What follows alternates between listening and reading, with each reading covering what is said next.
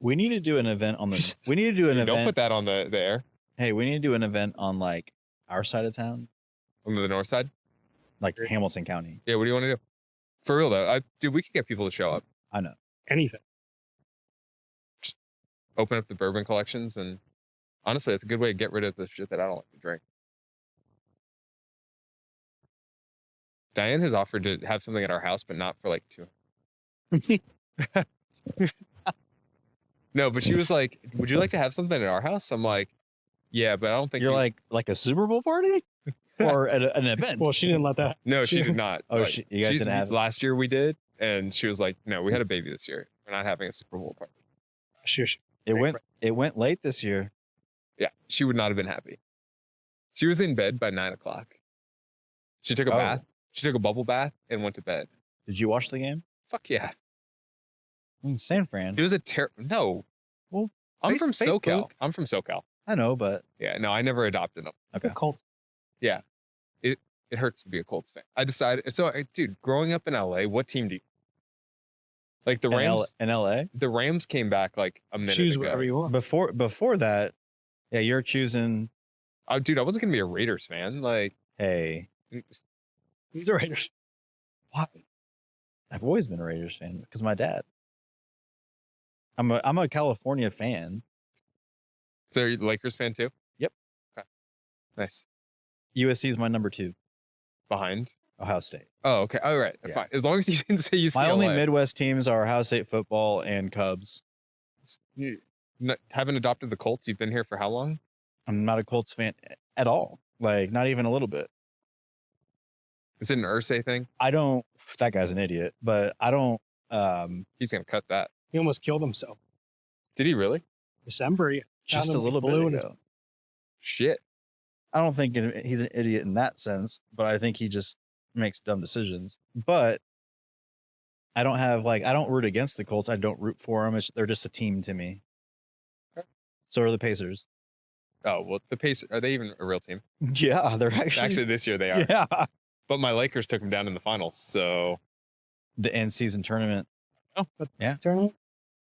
It's our Lakers. It's not your. Yeah, it's yeah, our yeah. Lakers. All right. So, like, that's my team growing up. I used to go, my dad's company had a box, like, right at half court back in the day when Kobe and Shaq were there. And so, I was like a 10, 11-year-old kid. I had no idea how cool that was. Like, I got to go to like 2 games a year. Dude, that was the best time to go. Oh my God. It was freaking awesome. I became the biggest fan and have never been in a box Staples since. Center was like freaking amazing. Oh, at yeah. that time. Yeah. It's still Staples Center. I'm not willing to go with like Dude, the crypto or Clippers whatever. are about to take over for like the arena now because they're redoing the Forum. Oh, are they? Yeah, and it's stupid. It looks like a spaceship. It's like take the Raiders stadium and put it in LA or Inglewood and put a basement in there. It's a club, and then there's a basketball court on the outside, and it's nuts. I do not understand why anybody would spend money on the Clippers. I know. Doesn't matter. Doesn't matter how good they are. It's still in They're LA, always going to be nobody number cares. 2. Yeah. Always. Yeah. And honestly, they're kind of number 3 behind like USC football. I mean, does anybody care Yeah, about sports exactly. in California? No, nobody cares out there. Like, except for the Lakers, nobody The cares. fans kind of suck out there. They do. People probably care about the Dodgers. No, Really? nobody cares. Somewhat. I mean, I will say that I think they had the best attendance last year for The Dodgers did. But that's just because people in LA need something to do every night. It's a business. It's a tax. There's a certain demographic in LA that goes to Dodgers games, and it's not people who are there legally. So are the Angels a better crowd? No, Oh, no. Are we getting worse? Oh my God. So the Angels are like, I know everyone thinks about them like they're LA. They're actually Orange County, which is like Right, I know. the bougiest little area in California. Like, it's where my wife grew up, and we moved there for a little bit. And yeah, no, nobody cares about anything there. Like, they're everyone in their own world. Sports is terrible sports.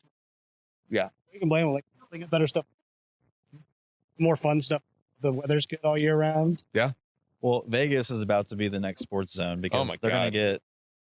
get they're probably gonna get baseball, right? Yeah. All right. They're going to Did get you hear what the basketball. mayor said though? The mayor doesn't think that they would do well. They've already agreed.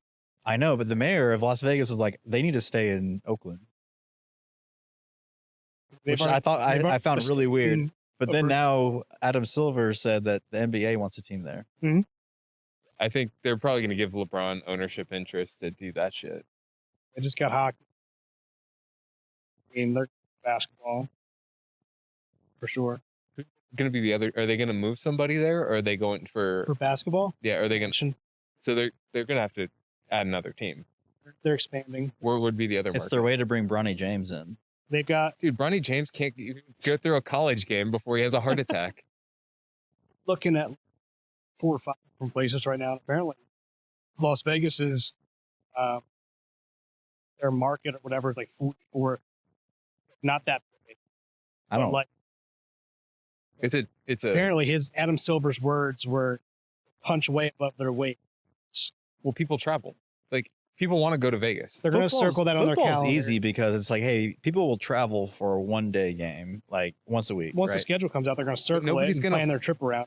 But then basketball, you might have 3 Nobody's games gonna in a fly week there for a Tuesday. Like No. right. So yeah, the local crowd's gonna have to fill the weekday. But I mean, hockey does well. Hockey does really. Because hockey's awesome. Also, small stadiums. I mean, it's the same as basketball. Right? It's like 14,000, 15,000 or so.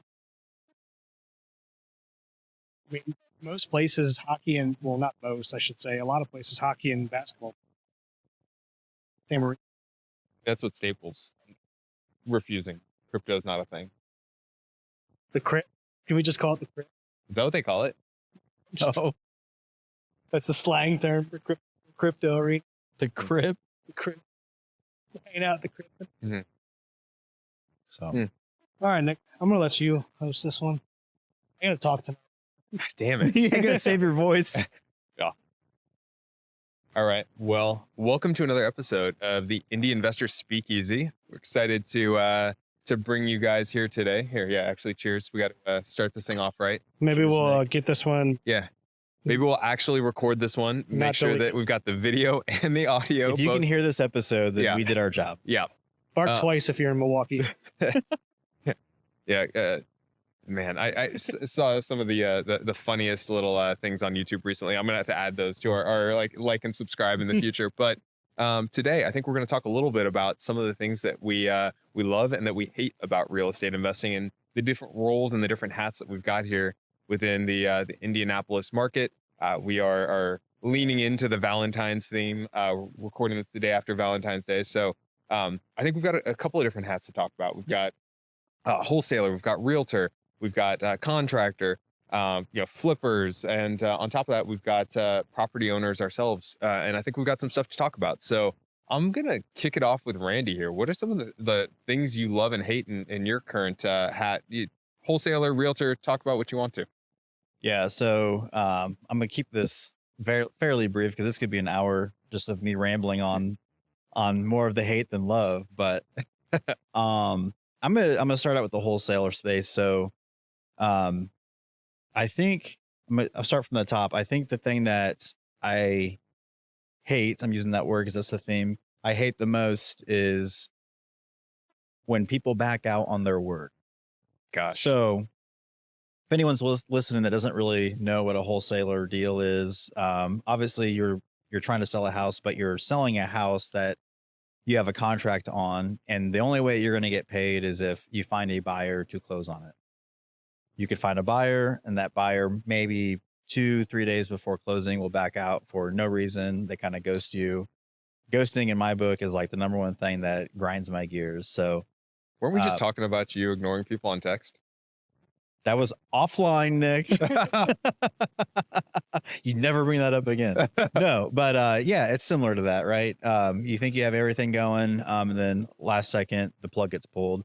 It puts you in a weird situation. So I would say on the wholesaler side, that's probably the top one. Kind of on that is also working with sellers sometimes is when they don't really, they tell you they want to sell their house, but deep down they don't want to sell their house.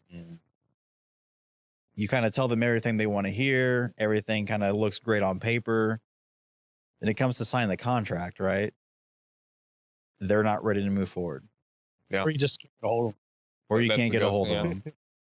Or they tell you 1 week, and that 1 week turns into 1 month. And then a month later, it turns into, hey, I need 2 more months. And then you just never get that. You just never get that deal on paper. Yeah.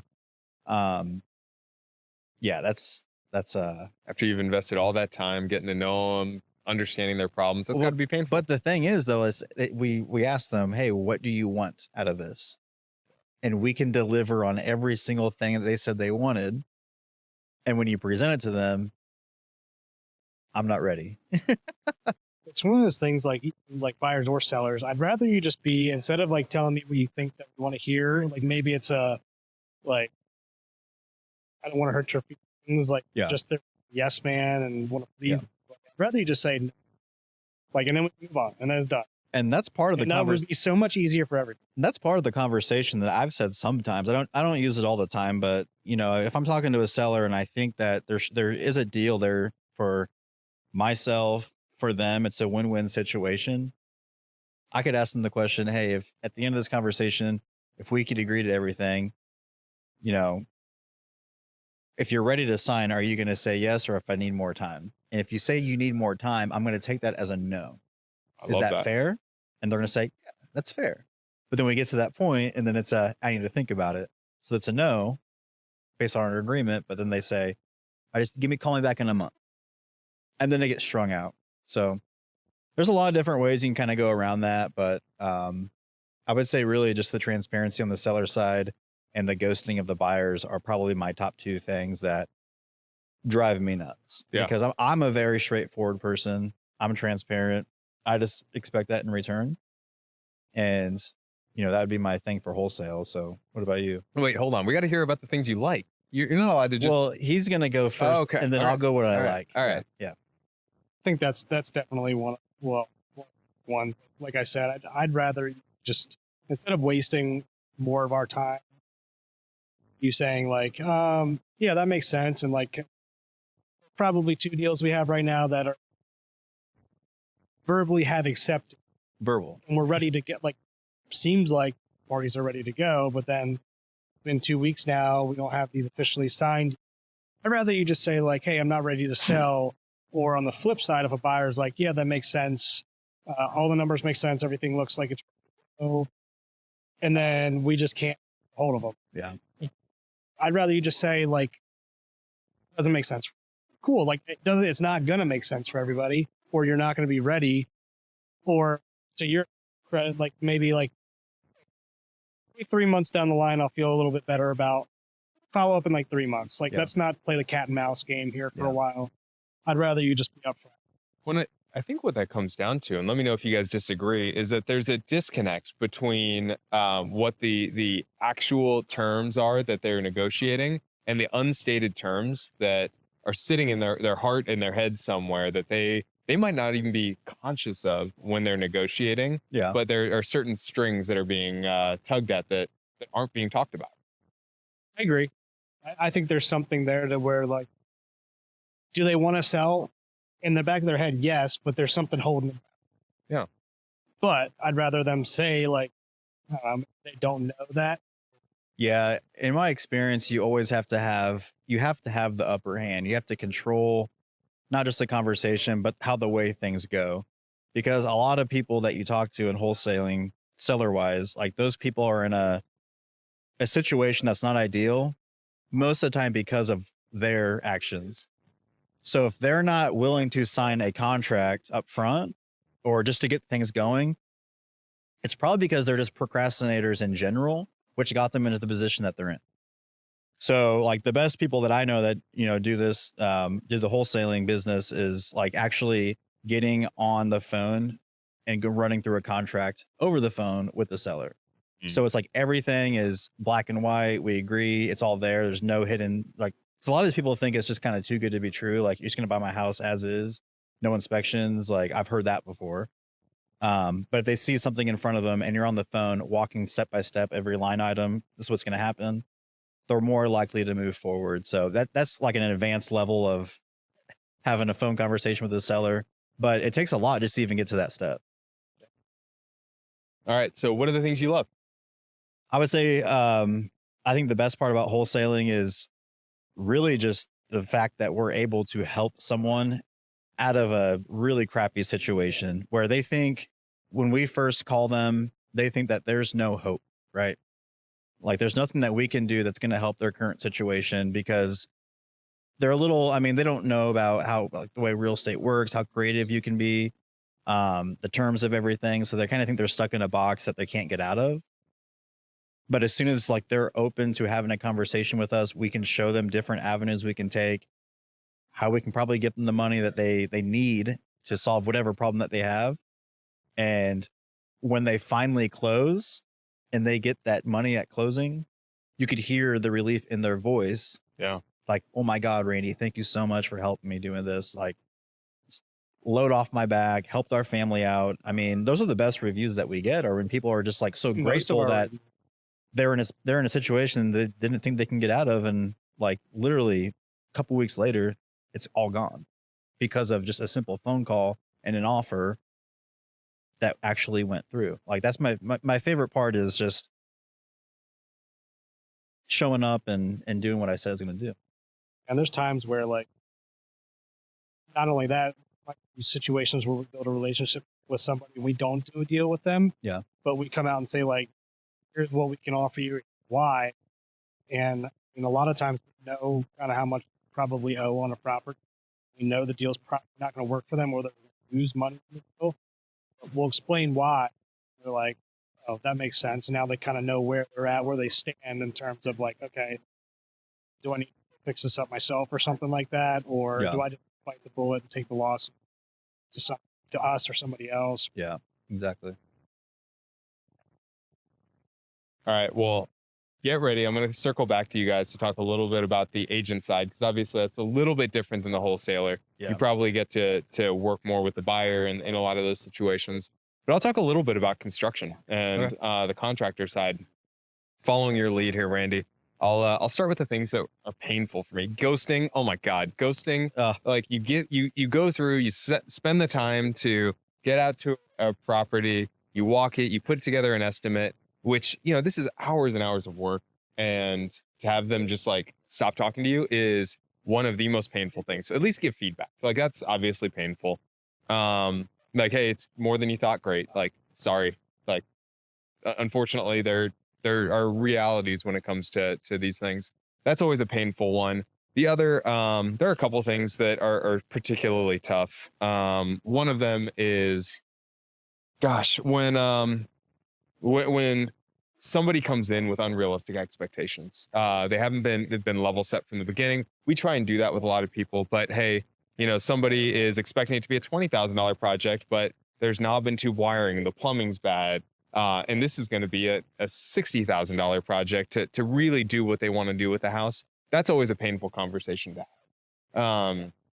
To really tell them, hey, this is what it looks like. And then the last thing that I'll say is particularly painful is when somebody's comparing what they think are apples to apples, but they're not necessarily apples to apples. They show a scope of work and they compare it to ours. What they might not be aware of is the quality of the work that's going to go into that. Like, a square foot of flooring is not a square foot of flooring when it's laid. I think all of us have probably walked on some spongy floors over the last couple of years, some floors that haven't been laid properly. Understanding that, working with a higher quality GC, that GC is going to be around in a year to warranty the work. Understanding that, hey, like, the guy who you might be hiring that's doing it for cheaper might not be licensed, might not be bonded, and could walk away with your money. So those are some of the things that are particularly painful. Actually, and I'll just say the last thing. We obviously don't do this ourselves, but we regularly deal with people who have been screwed over by bad contractors. And what I know after years of doing this is, if a contractor walks away with your money, you're probably not going to get. Yeah. Like you could sue. And that's crazy to think about because it happens so much. Oh my God, all the time. That you would think by now, like there was some way to recoup that money, but yeah, like why is it so hard? It's even if you're licensed and bond, it's still. Oh yeah, it doesn't matter. The process is still just going to take forever. Yeah. So the reason the wheels of justice are really slow, and the reason most of these contractors go bad is because they are bad at managing money. Like that's fundamentally what separates the really good contractors from the bad ones is one, communication, but also being able to track your freaking books. Like hell, that was the conversation I was on. I was on with my accountant, like trying to get advice on QuickBooks because things weren't lining up properly. Those aren't the conversations that a lot of these handyman contractors have. And so I actually don't think most of these contractors that steal your money are intentionally bad people. I think it's people that get in over their head, get overextended, begin having to borrow from one project to finish the next. Very, very common. Yeah. And once that happens, it's going to take years for you to even get a judgment, let alone like try to recoup that money. Like it's probably not going to happen. So those are the things that are the most painful. Like the opposite side of that is when we get to deliver an awesome product for somebody that, hey, it's a flip that ends up doing really, really well for somebody. Hey, it's a burr that ends up being, way more profitable than somebody expected.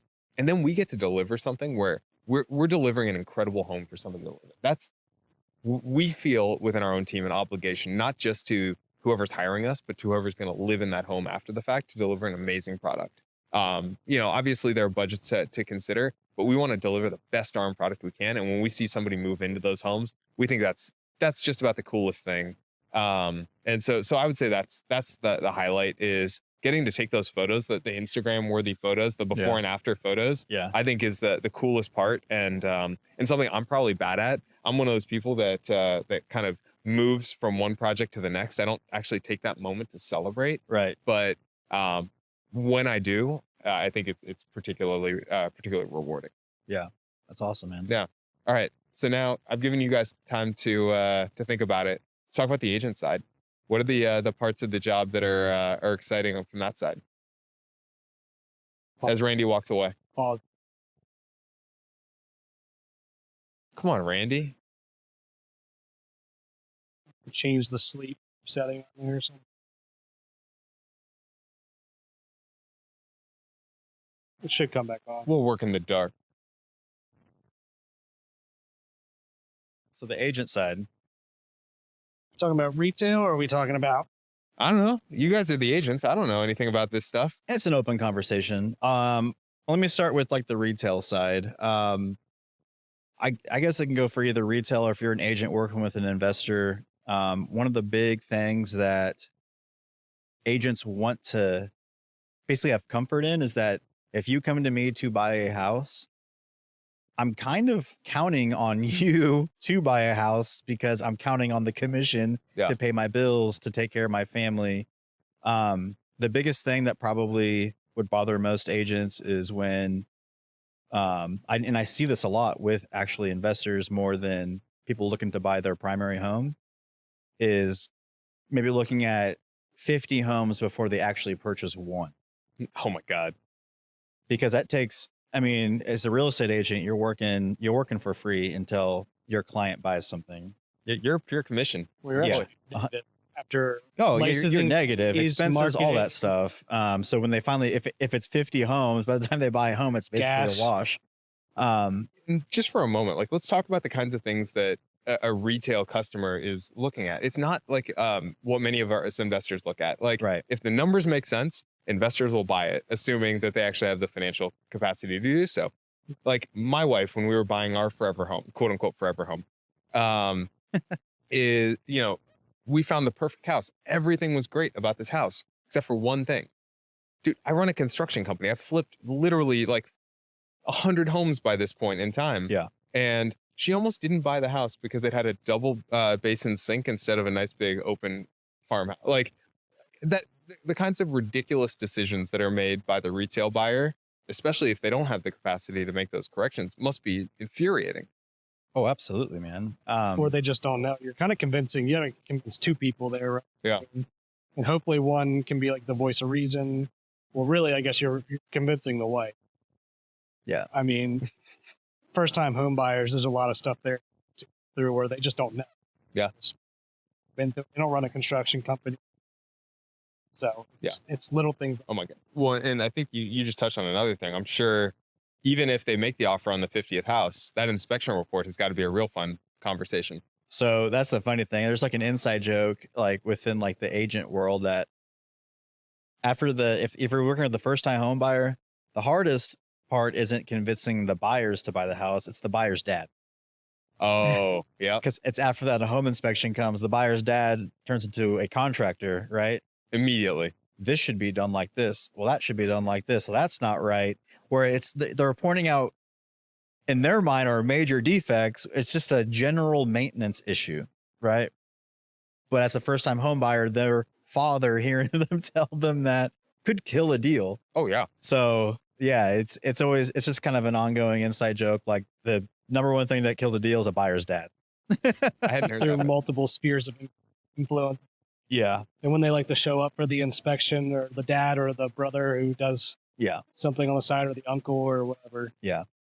And then on the investor side, as far as like working with a real estate agent, I think it's just not having your ducks in a row. It would drive them most nuts. Is, hey, like if you're ready to move forward, even if when you sign a purchase agreement, you should be ready to have everything in line as far as who we're using for an inspection. You know, if you're using financing, like get your docs to your lender, because some people will just sign a contract and then say, okay, let me go find a lender. Like, I know I'm going to use hard money, but I don't know who yet. It's going to be between these three. Like, no, don't do that. Have your hard money lender ready to go. Have that pre-qual or pre-approval. And then once you sign a contract on a house, then just go with them. Don't try to shop it around. It's going to string it out, and it's going to cause more issues. It's going to run out of timelines. But they might get that extra half a point. Or you might not get the house. Yeah. Because you waited too long to figure this out. So do you have anything to add to anything that an agent probably... No, I mean, we've been realized Randy and I both are not fans of the retail side of we're both, which is why we're doing what we're doing. We're both licensed real estate agents. But, we're really not doing much on the retail side unless we're for friends or family. Yeah. Gotcha.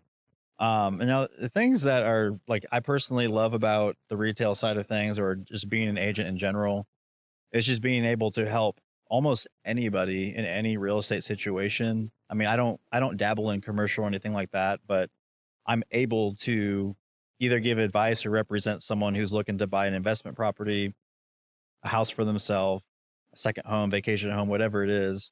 And use my expertise, and they can use my guidance to seeing if it's a good investment or not. That's very rewarding. Another part is just doing a good enough job for someone that they start recommending you and referring you. And that is just a testament to just doing what you said you're going to do. Yeah. But other than that, like, I don't live in the retail world as much as 98% of the any other agent out there. Like, I kind of just, like Brooke said, I work with friends and family. I'll give advice to someone who's thinking about selling or buying. I won't raise my hand to represent them, because that's not my full-time job anymore. It's just more of, hey, this is what I can offer you. Here's my recommendation, whatever it is. But I'm not trying to find more business like that. But it's a very rewarding career. And a lot of good can happen from it. A lot of satisfaction. You can help a lot of people. But I think it takes a really good person to do that. Someone with a lot of patience. I kind of agree with you. Like I in a sense, I compare retail agent. You're almost in the hospitality business a little bit. There's a lot of hand holding at times. Things can get emotional. There's a lot of talking people down or trying to explain stuff to people and talk them off a ledge.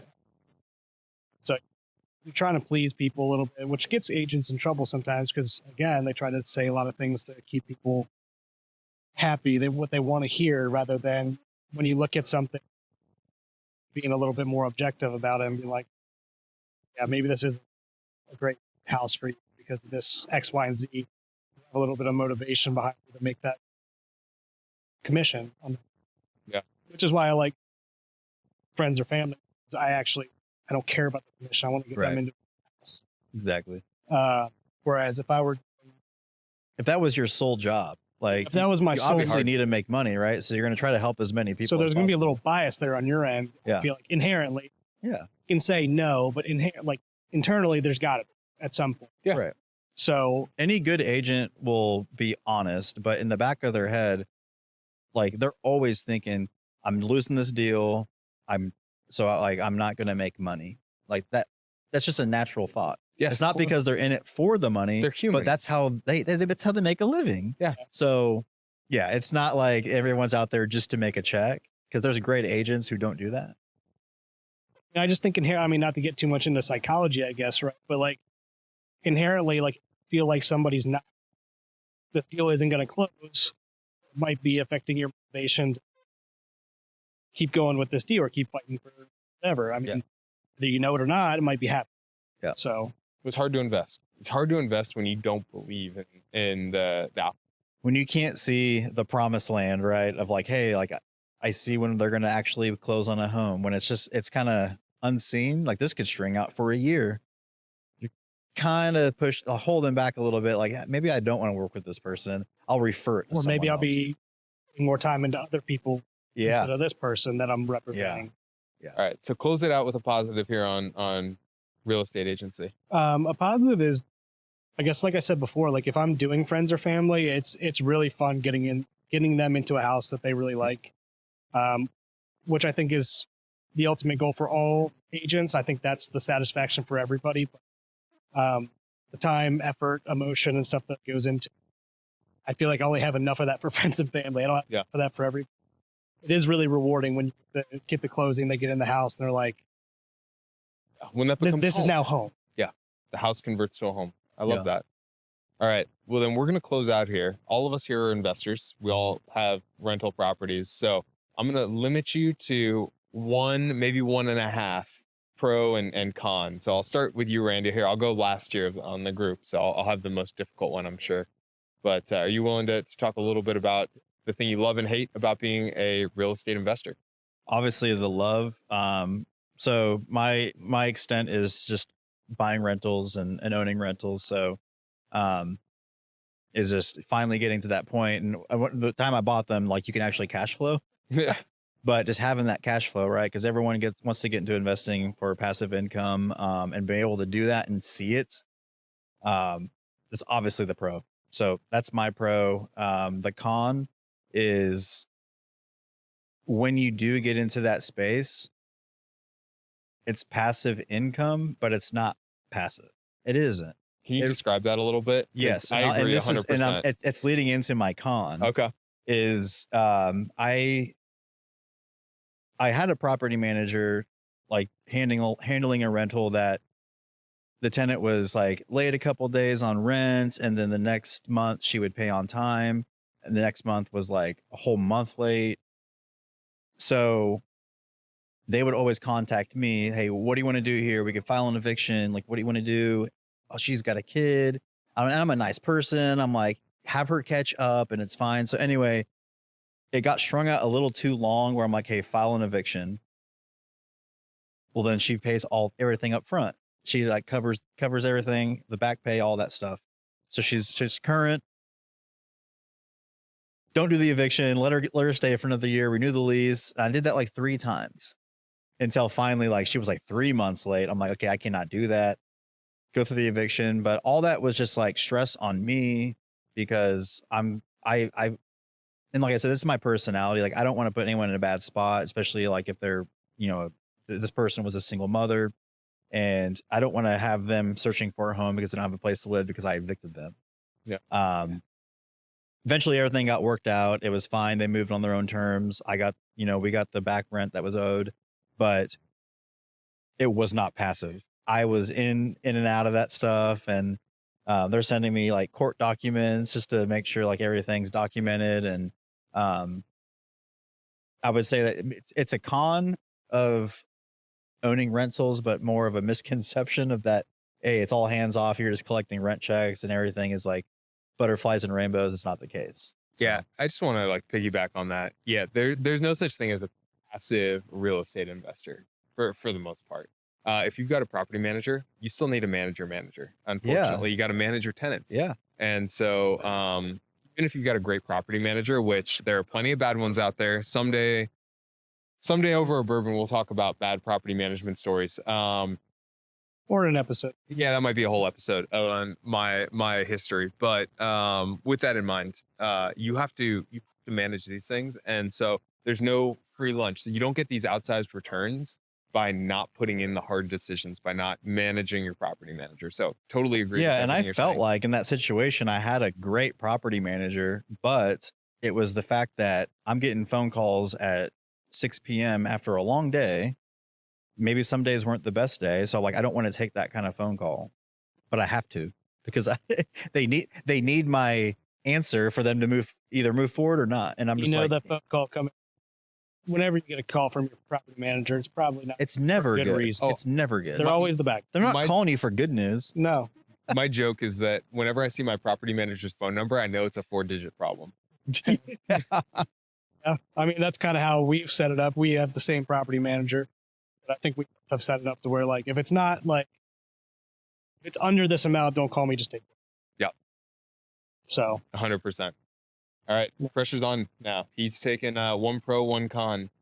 my pro would be, I guess, if you didn't listen to one of the episodes that I was on, I used to be a police officer. So my pro is that I get to schedule my life around my son and be around him or at any of his, whatever his events are going to be, the most important events, his doctor's appointment, first sporting event, whatever it's going to be.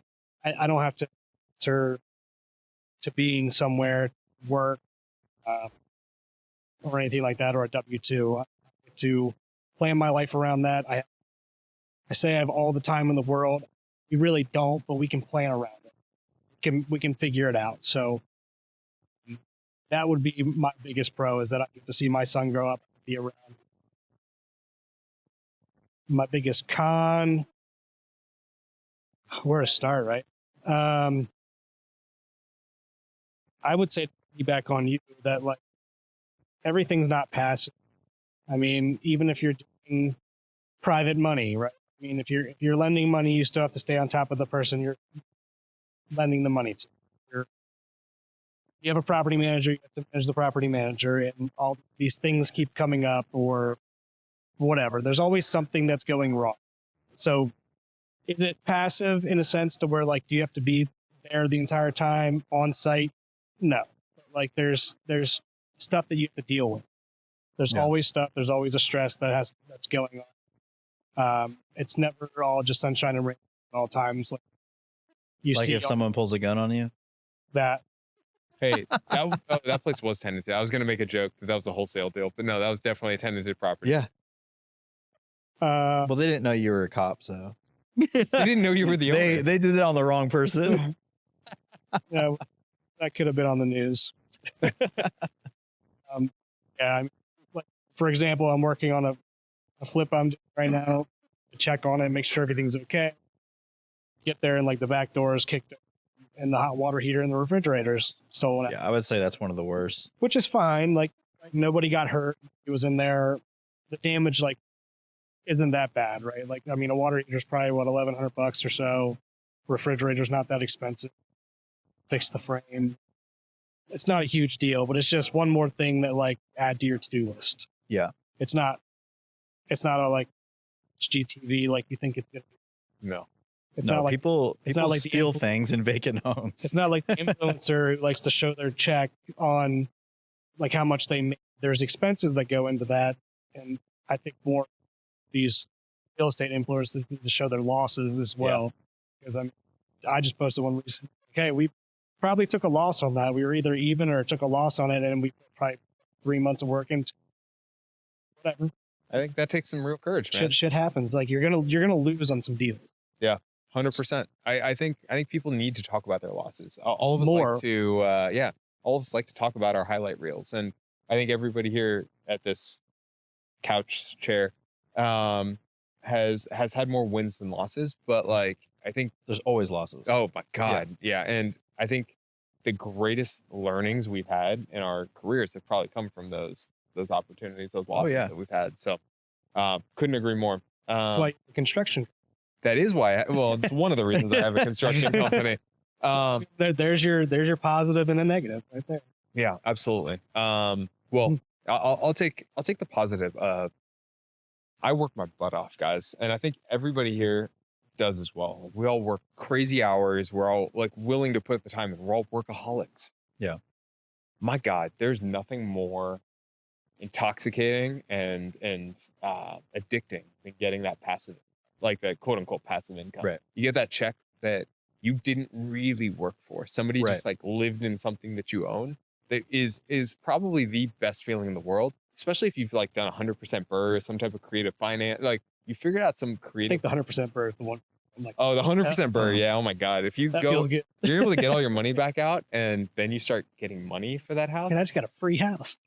and they're paying for it. How cool is that? There's nothing better than that in the entire world. In investing, I don't think it gets better than that. My gosh, I'll finish off with a couple of cons. Yeah, we can talk about getting things stolen from you, having to evict tenants. That, oh my God, evicting tenants like weighs on my soul in a way that like there's a reason why I'm trying to do everything I can to not have under $1,000 rentals, because I think the eviction rate is higher in those. For sure. It's my heart just can't take it anymore. The only other thing I'll say, the only other negative, kind of without reiterating what you guys have said, is the always having to be on call. You never know when an emergency is going to come up. And so I would say that's the other downside of being an investor is it's being an entrepreneur. If you're a W-2 employee, you get to clock off at 5, you get to clock off at 6 and be done with your day and not have to look at your email, not have to look at your text messages.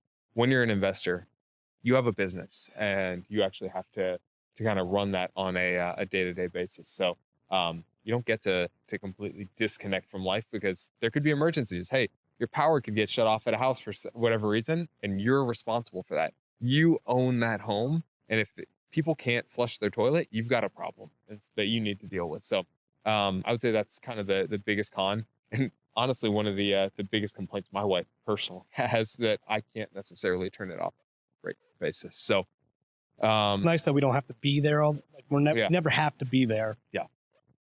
We're always kind of like, oh, are you working? I'm like, I'm always working. Yeah. Always technically working. Yeah. There's a reason this Apple Watch is on. It's not for my health. I've always told my wife that. She's like, "Do you work tomorrow?" I'm like, "Yeah." What about the weekend? I'm always working. Like, there's always work that needs to be done. Yeah, or someone's always trying to call me about something. I mean, you're gonna ignore them. Only if it's a text message. Yeah. I think what you said about like evicting people, like I just had the one on Adams Street where oh my God, I was taken for a ride on for about 6 months for taking advantage of, like, hey, at least I got clear conscience on this. Yeah. You were a good guy. Nice guys always finish last, right? But I mean, that's one of the ones where you're just like, everybody has a new story, but I don't know. It's hard evicting people. It's I mean, for your conscience and your soul. All right. Before we close out here, guys, we've talked about a lot of the cons. Would you generally say pros outweigh the cons? I wouldn't do anything else. Yeah. I would agree. Yep. Pros outweigh the cons. I think like what everybody says, I wish I would have gotten into real estate way sooner. Oh my gosh. Yeah. So I feel like an idiot not having gotten into it. There's just so much information I didn't know. Yeah. I'm still learning a ton, like today that we were talking about, like trying to figure stuff out. One of our other properties, there's so many avenues that you can figure out here, guys. All right. So with that in mind, guys, obviously you guys are agents, you guys are wholesalers. What's the best way for people to get in touch with you? I'm Randy at brbuysindie.com. I think you're Brooks at brbuysindie.com. I'd reach out to Brooks. He's more likely to respond. Dude, you're giving me a bad reputation right now. Oh man, I just got a tease. And if you guys need anything construction here in Indianapolis, you guys just want to talk about Indianapolis or the wider investing world, more than willing to do that at nick@offleashinvestments.com. Really appreciate it, guys. Cool. Cheers. Cheers.